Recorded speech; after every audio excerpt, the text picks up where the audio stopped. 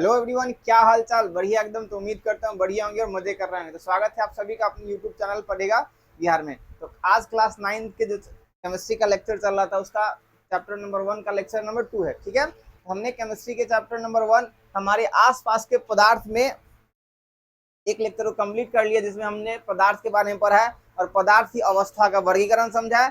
साथ साथ क्या पढ़ लिए, साथ साथ पदार्थ के अवस्था का पहला जो अवस्था था ठोस अवस्था, उसके बारे में पूरी जानकारी ले लिए। तो आज क्लास में बात करने वाले हैं द्रव अवस्था और उसके गैस अवस्था में। तो क्या आप लोग तैयार है? तो अगर आपको ये वीडियो अच्छा लग रहा है तो वीडियो को लाइक कर देंगे, चैनल को सब्सक्राइब जरूर कीजिएगा और अपनी राय कमेंट में जरूर बताइएगा। ठीक है, कि आपको कैसा लग रहा है नहीं लग रहा है। ठीक है, चलिए क्लास को शुरू करते हैं। आज के लेक्चर में हम लोग देखने वाले हैं पदार्थ की दूसरी अवस्था गैस और दूसरी अवस्था द्रव और तीसरी अवस्था गैस के बारे में। शुरू किया जाए, चलिए शुरू करते हैं।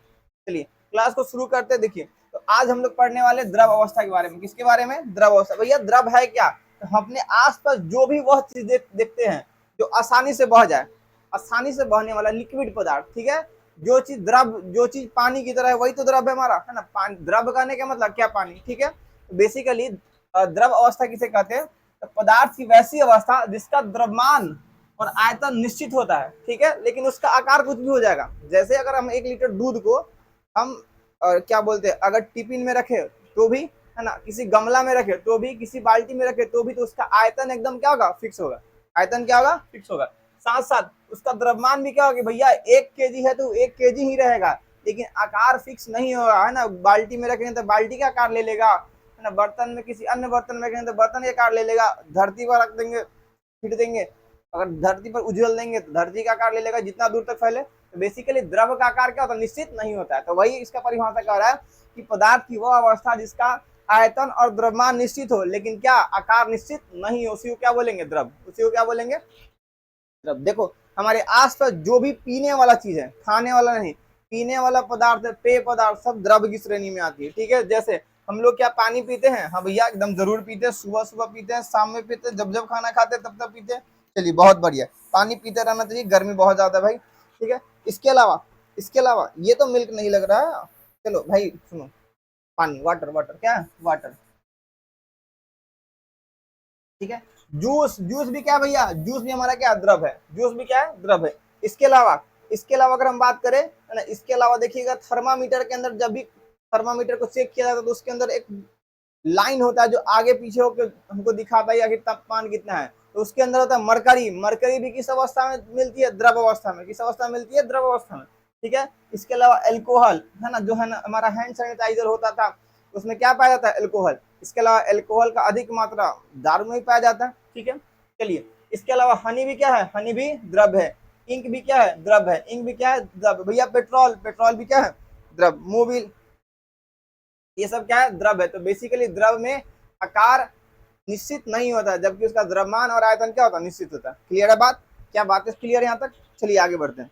ठीक है, आगे समझना है। ठीक है, उदाहरण में आप क्या लिख लीजिएगा? उदाहरण में लिख लेना, आपको उदाहरण लिख लेना कि जल, जल माने पानी, है कि नहीं। दूध। ठीक है, अगर हम बात करें जूस, किसी चीज का जूस। ठीक, इसके अलावा बात करें इंक, अगर और लिख ले पेट्रोल, और क्या लिख ले? पेट्रोल, है ना। जितना भी रस होगा सब क्या होगा? रस, है ना। रस जो चीज होगा वो क्या होंगे? द्रव होंगे। क्या होंगे? द्रव। ठीक है, शहद, सब क्या है? शहद क्या है? सबके उदाहरण है किसकी? पदार्थ की द्रव अवस्था का उदाहरण है। पदार्थ की किस अवस्था का उदाहरण है? द्रव अवस्था का। ठीक है, चलिए क्लियर है, आगे बढ़ते हैं। अब समझना द्रव अवस्था की जो भौतिक गुण होती है, उसका जो बनावट के आधार पर इस गुण को अपने अंदर समाये रखता है। ठीक है, इसके सबसे पहला जो गुण है अंतराण्विक आकर्षण बल तथा अंतराण्विक स्थान। ठीक है, अब सुनो, बेसिकली द्रव का जो अंतराण्विक आकर्षण बल होता है, है ना, ठोस की अपेक्षा, किसकी अपेक्षा? ठोस की अपेक्षा थोड़ी सी कम होती है। मतलब ठोस की जो अंतराण्विक बल सबसे अधिक होती है, उससे कम किसका होता है? द्रव का। उससे कम किसका होगा? गैस का। ठीक है, तो वही लिखा है कि अंतराण्विक आकर्षण बल ठोस की अपेक्षा में क्या होती है? कमजोर होती है।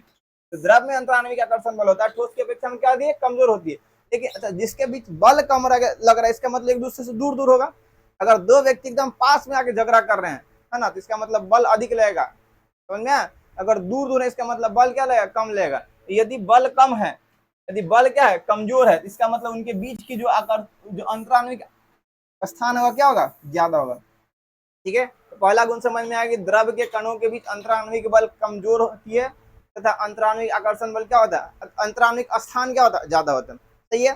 चलो नेक्स्ट है हमारा, नेक्स्ट है घनत्व। घनत्व का मतलब उसकी, घनत्व का मतलब कितना गहरा है ना, गाढ़ा है, गाढ़ा है कि नहीं। दूध को देखिएगा आदमी, दूध जब खरीदना था तो उंगली से निकाल के देखता है हाथ पे सट रहा है कि नहीं सट रहा, तो उसका अगर सट गया इसका मतलब उसका घनत्व अधिक है, नहीं सटा मतलब घनत्व कम है। ठीक है, तो घनत्व क्या करता है भैया, इसका जो घनत्व होता है ठोस की अपेक्षा में क्या होता है, कम होती है। द्रव का घनत्व ठोस से तो कम ही ना होगा, ठोस का घनत्व सबसे अधिक होता है, और उससे क्या होता है, द्रव का होता है। ठोस को कहीं रखेंगे तो वो निश्चित रह जाएगा, लेकिन द्रव अपने स्थान को बदलना शुरू कर देगा, है ना, बहना शुरू कर देगा। क्लियर। चलिए नेक्स्ट, द्रवनांक और क्वथनांक। द्रवनांक और क्या होता है, क्वथनांक। द्रवनांक का मतलब इसको द्रव बनने की प्रक्रिया है ना, क्वथनांक का मतलब, क्वथनांक करने का मतलब कि इसको ठोस बनने की प्रक्रिया। देखिए, द्रव पदार्थों का द्रवनांक और क्वथनांक दोनों क्या होता है, ठोस की अपेक्षा में प्रायः कम होती है। ठीक। अगला हमारा दृढ़ और कठोर। क्या जो द्रव है दृढ़ होती है भैया, यह दृढ़ मतलब मजबूत नहीं होती है, लेकिन फिर भी मजबूत की श्रेणी में होगी, लेकिन ठोस से कमजोर होगी। जैसे आपको 1 kg के किसी पत्थर से मारा जाता है, ठोस से मार रहे हैं तो ठोस से मारेंगे तो ज्यादा चोट लगेगा, लेकिन 1 kg पानी से मारेंगे तो भैया चोट तो लगता ही ना है ना, चोट नहीं लगता है। पानी से 1 बाल्टी पानी फेंक दिया तो नहीं लगता कितना जोर से लग गया, बेसिकली लगता है, लेकिन वह ठोस से क्या होता है, कम होता है। ठोस से क्या होता है, कम। तो ये दृढ़ मतलब और कठोर। तो द्रव जो प्राय होता है, द्रव पदार्थ ठोस से क्या होता है, जो द्रव पदार्थ ठोस से कम अंतरानिक आकर्षण बल लेकर रखता है। ठीक है, जिस कारण से यह द्रव जो पदार्थ है वो कम कठोर होगा और कम दृढ़ होता है, किसकी अपेक्षा में, यह सब बात किया जा रहा है, कंपेयर किससे किया जा रहा है, ठोस से। द्रव में, द्रव में भाई साहब अंतराणुविक आकर्षण बल कम होने के कारण उसका घनत्व भी कम होगा और उसका दृढ़ता भी क्या होगी, कम, दृढ़ कम होगा।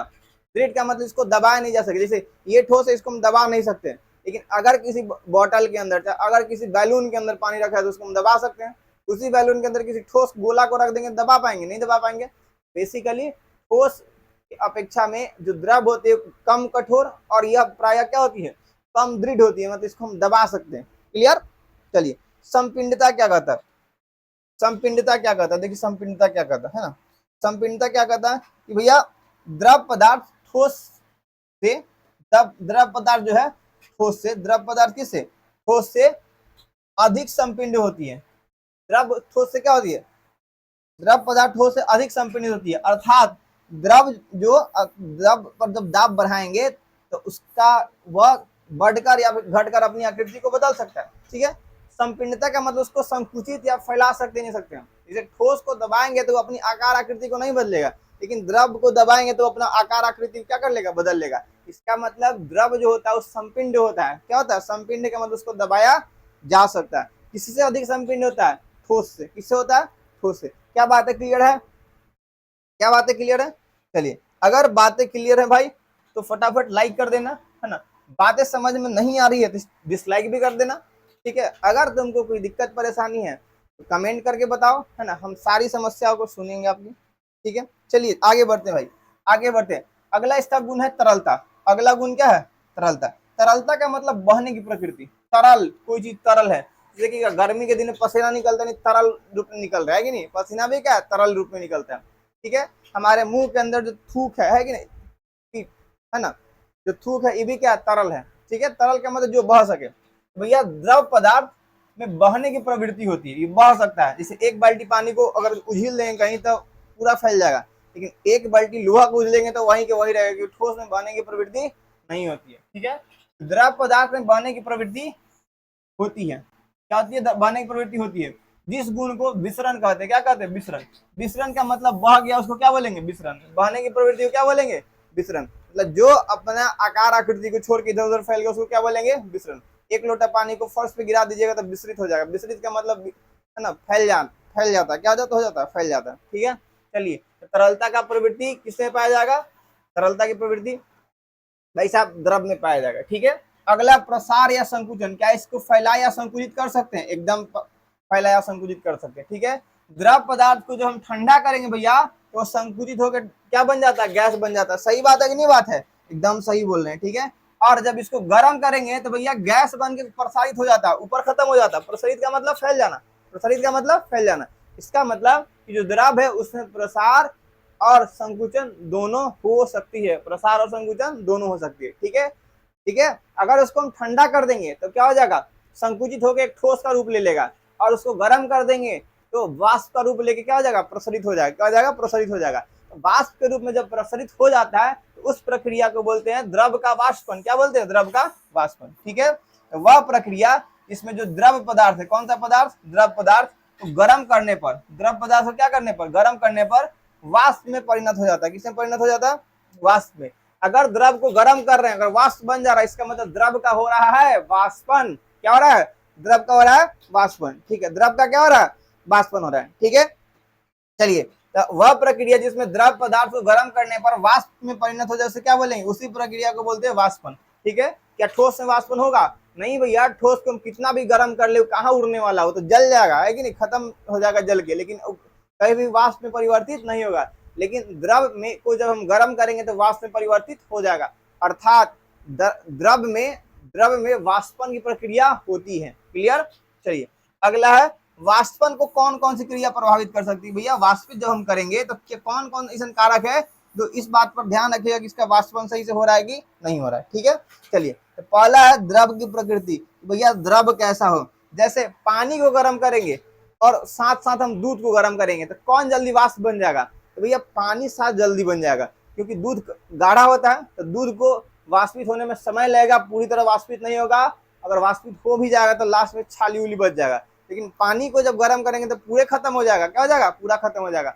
इसका मतलब क्या है, इसका मतलब कि द्रव किस गुण का है उस बात पर भी निर्भर करता है कि इसका द्रव का वाष्पन, कि आखिर द्रव का प्रवृत्ति क्या है, द्रव की प्रकृति क्या है, गाढ़ा है पतला, इस बात पर क्या निर्भर करता है कि वो कितना जल्दी वाष्पन होगा, उसका नहीं होगा, कितना समय लगेगा। ठीक है, मतलब किसका पहले वाष्पन होगा, किसका बाद में वाष्पन होगा, इस बात पर निर्भर करता है कि द्रव की प्रकृति कैसी है। ठीक है, दूसरा द्रव का ताप। द्रव का क्या होगा, ताप।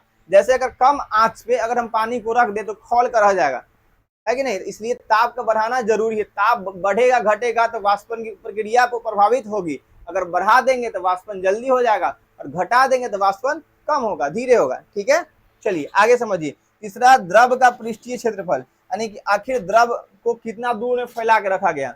जैसे एक तावा पर पानी गर्म कीजिएगा तो जल्दी वाष्पित हो जाएगा, लेकिन वही गिलास में गर्म कीजिएगा तो वाष्पित नहीं होगा, क्योंकि द्रव का पृष्ठीय क्षेत्रफल कितना दूर तक फैला हुआ है इस बात पर भी द्रव का वाष्पन निर्भर करता है मेरे भाई। ठीक है दोस्त, चलो ठीक है, आगे समझिए। अगला है वायु का वेग। अगर हवा में हम गर्म कर रहे हैं तो हवा भी उस द्रव के वाष्पन को प्रभावित करेगा और वाष्पन की क्रिया धीमी हो सकती है। ठीक है, तो वाष्पन की प्रक्रिया अगल बगल हवाओं के वेग पर भी निर्भर करता है। इसलिए खाना वाना अगर किचन उचन बंद है तो मम्मी बंद कर देती थी फैन को, कि नहीं पंखा चलेगा तो धीरे धीरे बनेगा। ठीक है, चलो भाई, अगला है आर्द्रता। आर्द्रता का मतलब होता है ठंडी। देखिए, वायु का वेग मतलब हवा का बन, आर्द्रता का मतलब ठंडा। जैसे गर्मी के दिन में वाष्पन करवाइएगा, गर्मी के दिन में किसी द्रव को गर्म करेंगे और एक ठंडा के दिन में किसी द्रव को गर्म करेंगे, तो भाई बताओ कब वाष्पन की प्रक्रिया पहले होगी। भैया गर्मी में जल्दी हो जाए, क्योंकि गर्मी में सूखा सूखा पूरा जगह रहता है, एक सलाई बांटने से कितना लहक जाता है कि नहीं। इसका मतलब कब जल्दी वाष्पन होगा, गर्मी के दिन में। लेकिन ठंडा में सारा वातावरण क्या होता है, ठंडा रहता है, आर्द्र रहता है। आर्द्र का मतलब ठंडा, जो है ना सिहरावन लगता है। ठीक है, तो पूरा वातावरण कैसा रहता है, ठंडा रहता है। तो उस ठंडा में जब द्रव को गर्म कीजिएगा तो द्रव का वाष्पन होगा, लेट से होगा। इसका मतलब आर्द्रता, मौसम में नमी भी क्या होती है इस बात पर निर्भर करती है कि उसका वाष्पन कब होगा, कैसे होगा, पहले होगा कि बाद में होगा। ठीक है, चलो यहाँ तक बात क्लियर हो गया, यहाँ तक बात क्लियर हो गया। अब भाई सुनो, एक बात होता है ना, अब सुनो ध्यान से। ठीक है, अब सुनो, अब सुनो, अब सुनो। ठीक है, अब अगला लाइन क्या कर रहा है कि किसी द्रव का कमरे के ताप पर वाष्प में बदलने की प्रक्रिया, है ना। किसी द्रव का कमरे के ताप पर वाष्प में बदलने की प्रक्रिया, है ना। देखो, किसी द्रव का कमरे के ताप पर वाष्प बनकर धीरे धीरे वायुमंडल में जाने की प्रक्रिया, वाष्प बनकर धीरे धीरे वायुमंडल में जाने की प्रक्रिया को ही क्या बोलते हैं, वाष्पन। मतलब वाष्पन वही बात है कि भैया जब द्रव को गर्म करेंगे तो धीरे धीरे गैस बन जाएगा, वायुमंडल में चल जाएगा, उसी प्रक्रिया को क्या बोलेंगे, वाष्पन बोलेंगे। ठीक है, या फिर हम इस परिभाषा का इस्तेमाल करेंगे वह प्रक्रिया जिसमें द्रव पदार्थ को गर्म करने पर वाष्प में परिणत हो जाता है। तो हम इसको भी लिख सकते हैं, अगर कमरे के ताप से ज्यादा ताप देंगे तो अपने आप वाष्प में परिवर्तित हो जाएगा, उसी प्रक्रिया को क्या बोलेंगे, वाष्पन। तो क्या यहाँ तक बातें क्लियर हुई? यहाँ तक आपको बात समझ में आ रहा है कि भैया वाष्पन एक ऐसी प्रक्रिया है इसमें द्रव को नॉर्मल टेम्परेचर से ज्यादा तापमान देंगे तभी ना होगा। तो जब द्रव को हम गर्म करते हैं तो द्रव से किससे बदल जाता है, गैस में बदल जाता है। द्रव से गैस में बदलने की इसी प्रक्रिया को बोलते हैं द्रव का वाष्पन। ठीक है, क्या वाष्पन की प्रक्रिया ठोस में होगी? तो नहीं होगी, क्योंकि ठोस में बनने की प्रवृत्ति नहीं है। उसको जलाएंगे तो वाष्प गैस के रूप में परिवर्तित नहीं होगा, है ना, गैस के रूप में परिवर्तित नहीं होगा, राख बन जाएगा। क्या बन जाएगा?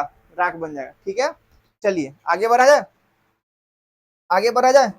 चलिए आगे बढ़ते हैं। और अब समय आ गया एक और, अब समय आ गया वाष्पीकरण समझने का। क्या समझने का? वाष्पीकरण। चलिए, वाष्प में परिवर्तन होने की प्रक्रिया को वाष्पन कहते हैं। क्या कहते हैं? वाष्पन। अब सुनो ध्यान से, वाष्पीकरण क्या कहते हैं? द्रव का वाष्प में परिवर्तन होने की प्रक्रिया ही को क्या कहते हैं? वाष्पीकरण। इसको हम वाष्पन बोले या फिर वाष्पीकरण बोले, दोनों क्या है? एक ही बात है।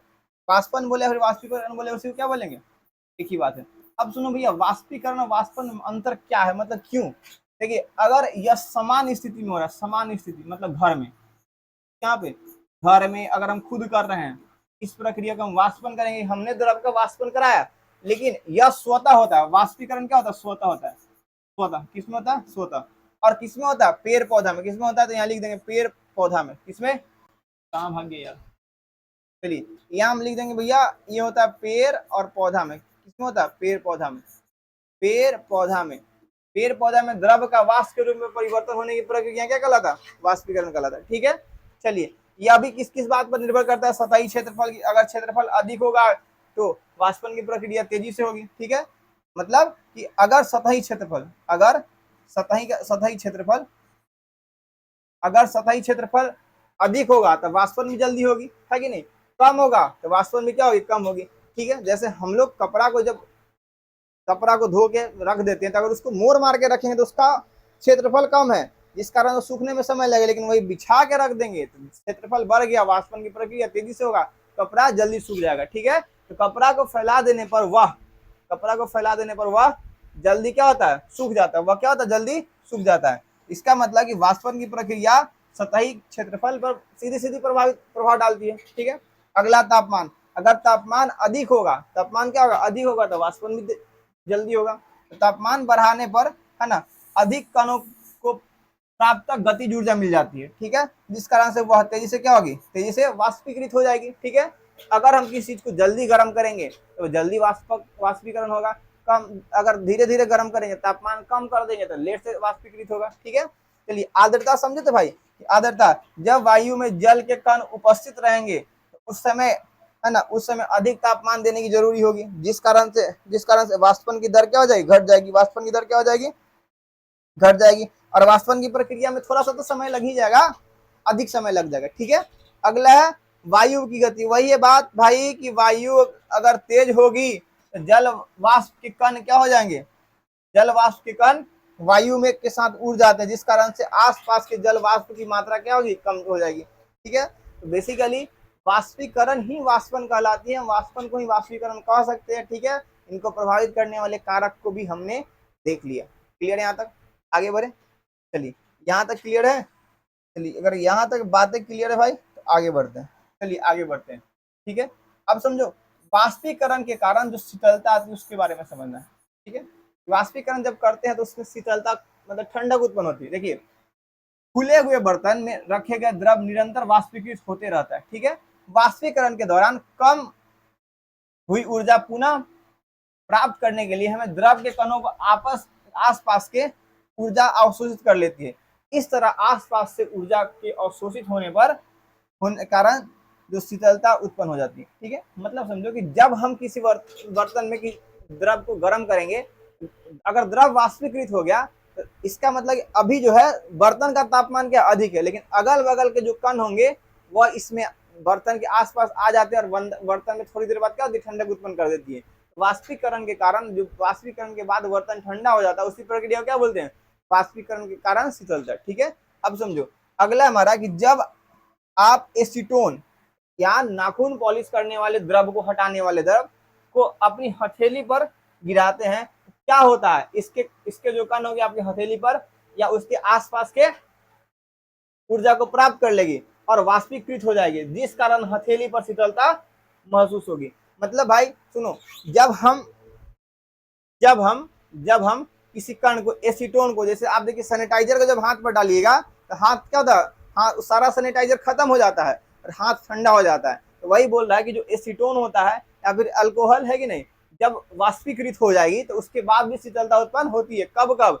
जब उसमें एसीटोन की मात्रा, किसकी मात्रा हो, एसीटोन की मात्रा हो। तो वाष्पीकरण के पश्चात भी कुछ कुछ ऐसे लिक्विड है जो क्या उत्पन्न करती है, शीतलता उत्पन्न करती है। ठीक है, इसके अलावा है ना, इसके अलावा एसीटोन के अलावा हम लोग क्या लिख सकते हैं, जो हमारा हैंड सैनिटाइजर था, हैंड सैनिटाइजर है कि नहीं, है ना, जो सैनिटाइजर था हमारा,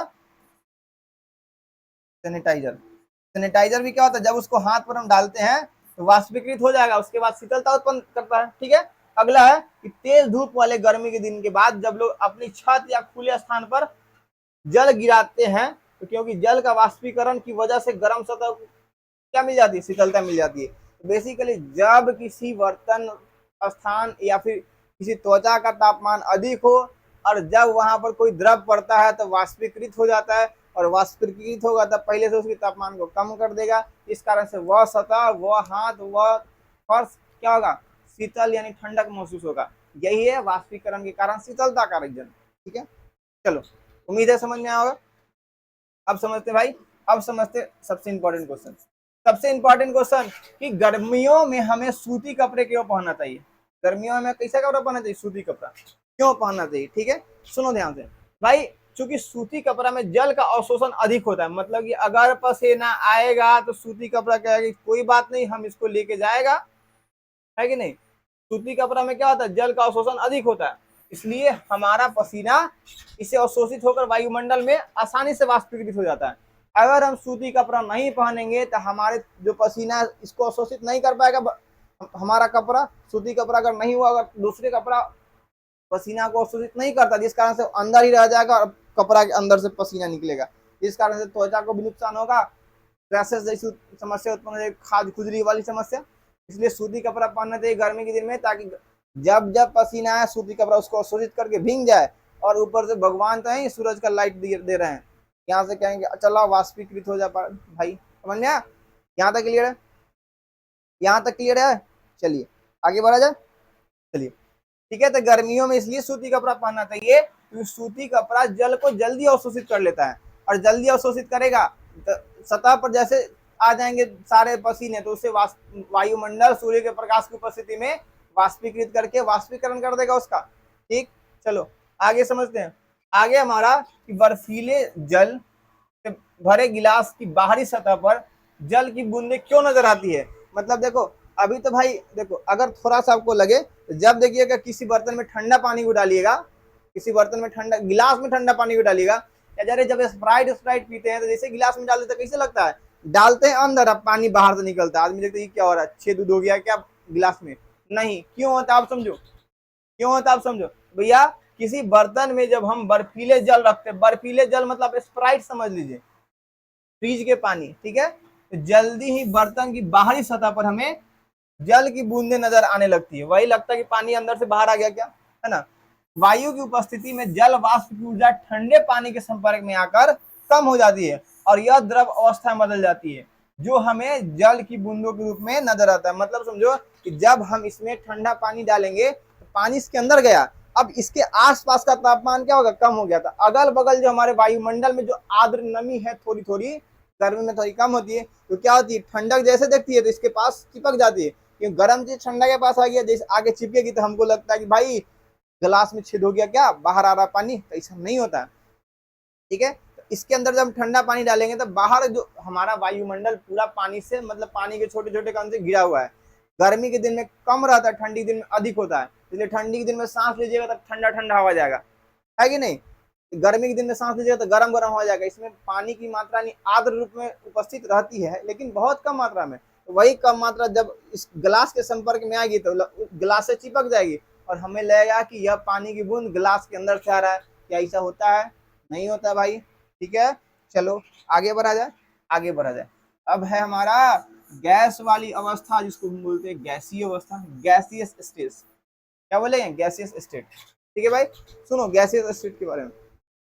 चलिए तो सुनो गैस के बारे में क्या है कि भैया वैसा पदार्थ की वो अवस्था, इसका द्रव्यमान पता नहीं, आयतन पता नहीं, आकृति पता नहीं, ये कोई निश्चित नहीं हो, अनिश्चित होता, पता ही नहीं क्या है, नहीं है, कितना केजी का नहीं है।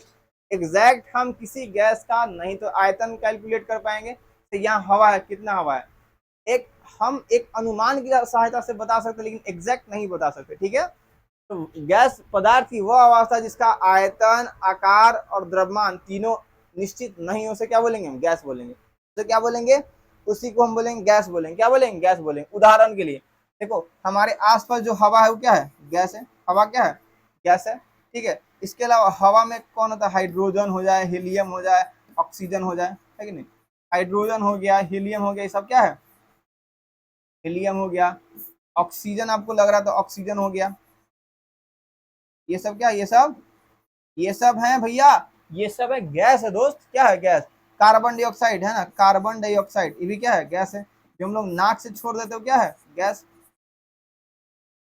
नाक से छोड़ देते क्या है, गैस है। ठीक है, इसके अलावा जल का वाष्प भी क्या है, जल वाष्प, जल का वाष्प भी क्या है, गैस है। ठीक है, अगर हम सुगंध समझे, सुगंध, महक, है ना, अगर हम महक देखें, महक, सुगंध, दुर्गंध, गंदगी, दुर्गंध,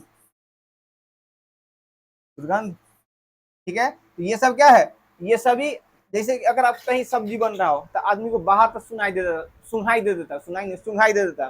जो बाहर सुन हम ले रहे हैं वो क्या है, गैस है। सभी क्या है, गैस है। पदार्थ की वह अवस्था जिसका आकार, आकृति, आयतन तीनों अनिश्चितों से क्या बोलेंगे, उसी को हम बोलेंगे गैस। क्या बोलेंगे, गैस। ठीक है, चलिए आगे समझते हैं। आगे समझते हैं गैस अवस्था के भौतिक गुण। गैस अवस्था के कौन सा गुण, भौतिक गुण। गैस अवस्था के कौन सा गुण, भौतिक गुण। गैस अवस्था कौन सा गुण, भौतिक गुण की भैया इसके भौतिक गुण क्या कहते हैं, इसके बारे में, इसके भौतिक गुण इसके बारे में क्या कहते हैं ये समझना है। इसके भौतिक गुण इसके बारे में क्या कहते हैं ये समझना है। सुनो भाई साहब, सुनो ध्यान से। इसके सबसे पहले समझना है इसका अंतराणविक आकर्षण बल क्या कह रहा है भाई, और इसका अंतराणविक स्थान क्या कह रहा है। देखो यह इसके कण एक दूसरे से बहुत दूर दूर है, इसके कण एक दूसरे से बहुत दूर दूर। इसका क्या मतलब है कि भैया गैस में, किसमें, गैस में अंतराणविक आकर्षण बल बहुत कमजोर होता है भैया, बहुत ज्यादा ही कमजोर होता है, क्योंकि इसके कण किधर जा रहा पता नहीं। आप एक सेंट को स्प्रे कीजिएगा, उसके कण कहाँ कहाँ चल जाएगा पता नहीं, 12 वाला कर लेगा, सेंट मार ले है कि नहीं, अंदर तो रूम में फैल ही जाएगा, तो उसके बीच बल ही नहीं लग रहा, उसके कणों कण एक दूसरे से बहुत दूर दूर है, इस कारण बल कम लग रहा है। तो वही बात लिखा गया कि इसका अंतराणविक आकर्षण बल बहुत कमजोर होता है, और अंतराणविक स्थान क्या होता है, सबसे ज्यादा, ज्यादा स्थान होगा तो बल कम लगेगा। ठीक है, अगला घनत्व के बारे में, तो भैया इसका घनत्व सबसे कम होता है भैया, पता नहीं चल रहा है कहाँ तक फैल जाएगा। घनत्व का मतलब उसका डेंसिटी कितना घन है, इसको छोड़ेंगे पूरा फैल जाएगा, द्रव को छोड़ेंगे हल्का फैलेगा, ठोस नहीं फैलता, सख्त रहता है एकदम। ठीक है, चलिए तो इसका घनत्व सबसे कम होता है। संपीड़ितता, क्या इसको दबाया जा सकता है, एकदम दबाया जा सकता है। बैलून में हवा को भर के उस पर आप चढ़ जाइए, दब जाएगा, फूटे वो अलग बात, लेकिन दब जाता है कि नहीं। ठोस रखिए वो लोहा, चढ़ जाइए, कुछ नहीं होगा। द्रव रखिए, फैल जाता है कि नहीं। और सबसे अधिक संपीड़ित होता है गैस पदार्थ, असंपीर्ण होता है, संपिंड होता है। क्या होता है, संपिंड, क्या होता है, संपिंड होता है। अर्थात गैस पर दाब बढ़ाकर, है ना, गैस पर दाब बढ़ाकर या घटाकर इसकी आकृति और आयतन को बदला जा सकता है।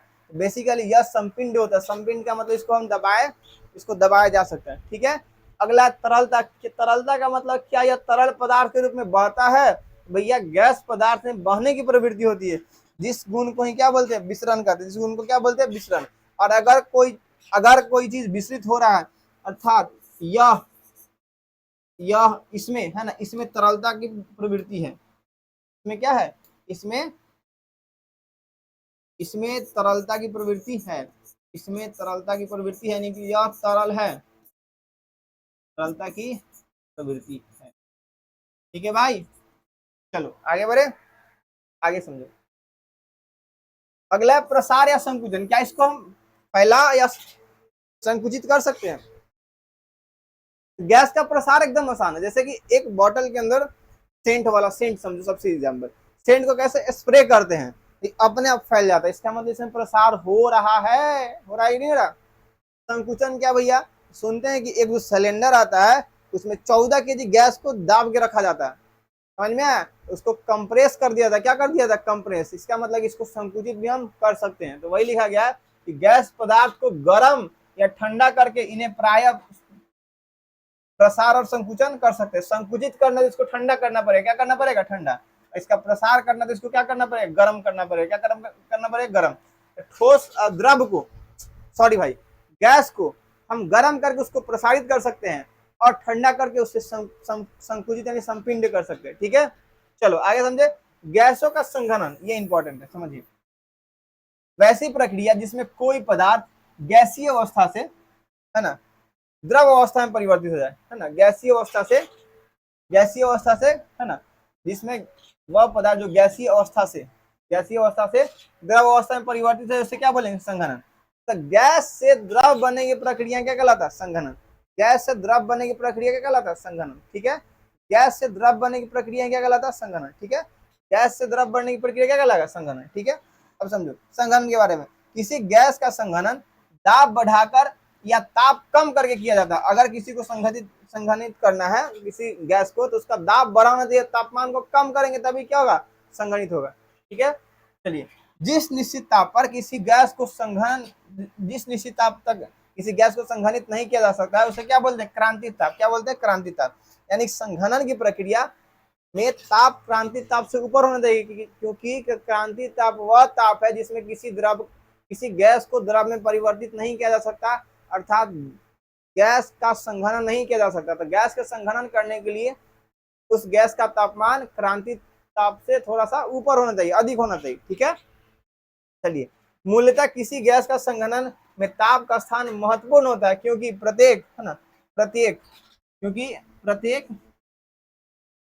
गैस के लिए एक निश्चित ताप होता है, ठीक है। इससे अधिक अगर ताप पर गैस को संघनित नहीं किया जा सकता। मतलब कहने का यही मतलब है कि सभी पदार्थ के लिए संघनन, सभी गैसों के संघनन के लिए तापमान फिक्स होता है कि उसके क्रांति ताप से हम ऊपर का तापमान लेंगे तभी संघनित होगा, नहीं तो नहीं होगा, ठीक है। तो गैसों का संघनन क्या है, गैसों का संघनन एक ऐसी प्रक्रिया है जिसमें गैस जो गैसीय अवस्था से किस अवस्था में बदल जाते हैं, द्रव अवस्था में बदल जाते हैं। तो गैस होता है, गैसीय अवस्था से, कोई पदार्थ गैसीय अवस्था से किसमें बदल जाएगा, द्रव अवस्था में परिवर्तित हो जाएगा, उसी को क्या बोलेंगे हम द्रव का, उस द्रव में परिवर्तित हो जाएगा जो गैस, उसे गैसों का संघनन कहेंगे। किसका संघनन कहेंगे, गैसों का संघनन। क्या यहाँ तक बातें क्लियर है, क्या यहाँ तक बात क्लियर है भाई, क्लियर है। चलिए आगे बढ़ा जाए, चलिए आगे बढ़ते हैं। अब ये रहा आपका अगला, गैसों का दाब, है ना। तो बर्तन की सतह के प्रति इकाई क्षेत्रफल पर गैसों के जो कण होते के द्वारा जो आरोपित बल होते हैं क्या बोलेंगे, गैसीय दाब, ठीक है। बर्तन की सतह के प्रति इकाई क्षेत्रफल पर गैस के कणों द्वारा जो बल आरोपित किया जाता है उसे क्या बोलेंगे, गैसीय दाब, क्या बोलेंगे, गैसीय दाब, ठीक है। वायु का दाब, है ना, है ना, बेसिकली। लेकिन अगर अगर किसी चीज पर वायु के दाब जो लगेगा तो उसको बोलते हैं वायुमंडलीय दाब, क्या बोलते हैं, वायुमंडलीय दाब। वायु के दाब को बोलते हैं वायुमंडलीय दाब, और किसी गैस के दाब को क्या बोलेंगे, गैसीय दाब, ठीक है। अब समझिए, पृथ्वी के समुद्र तल, पृथ्वी के समुद्र तल, समुद्र तल, है ना, समुद्र तल, पृथ्वी के समुद्र तल पर जो वायु का दाब होता है उसको मान लिया गया कि इसको एक वायुमंडलीय दाब कहेंगे, क्या कहेंगे, एक वायुमंडलीय दाब, ठीक है। मतलब देखिए, बेसिकली जितने गैस है वो सभी जगह दाब लगाते हैं, तो गैस के दाब को ही क्या बोलेंगे, गैसीय दाब। लेकिन चूंकि वायुमंडल में तो बहुत सारे गैस है, ये सब धरती पर जो दाब लगाते हैं, धरती पर जो बल लगाते हैं उस दाब को बोलते हैं वायुमंडलीय दाब। और माना जाता है कि जो पूरा वायु है समुद्र तल के बराबर एक वायुमंडलीय दाब बल लगाता है, ठीक है, यानी एक एटीएम, ठीक है। तो बेसिकली वातावरण के लिए वायुमंडलीय दाब कितना है, एक एटीएम है। एटीएम का मतलब एटमॉस्फेरिक प्रेशर। ये जो एटीएम है इसको बोलते हैं atmospheric, atmospheric pressure, atmospheric, atmospheric ATM है, एटीएम एटमॉस्फेरिक, इसको एक एटीएम बोलते हैं, एटमॉस्फेरिक प्रेशर। एटमॉस्फेरिक प्रेशर, ठीक है। एटीएम एटमॉस्फेरिक प्रेशर का मात्रक है, वायुमंडलीय दाब। वायुमंडलीय दाब का मात्रा कौन है? एटीएम। क्या है भाई? एटीएम। क्लियर है? यहां तक बात समझ में आ गया? चलो आगे समझो, आगे आगे। ठीक है, तो भाई आज के लिए शायद इतना ही है। ठीक है, तो उम्मीद करते हैं भैया कि आप सभी को, जो छोटे छोटे भाई बहन है, उनको बातें समझ में आया होगा। अगर आपको किसी प्रकार की समस्या है तो आप कमेंट जरूर करके बताइएगा। अगर आपको वीडियो पसंद नहीं आया तो डिसलाइक कर दीजिएगा, पसंद आया तो लाइक जरूर कर दीजिएगा, अपने मित्र में शेयर कीजिएगा। हमारे परिवार को बढ़ाने के लिए चैनल को सब्सक्राइब जरूर कर लीजिएगा। ठीक है, तो आज के लिए इतना ही।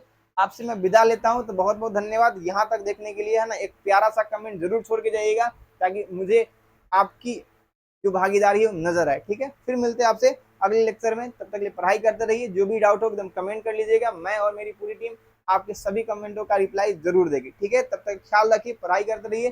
छुट्टी खत्म हो गया, मजे कीजिए स्कूल जाकर, और पढ़ना भी है। ठीक है, तब तक के लिए गुड बाय, अपना ख्याल रखिए, बाय बाय।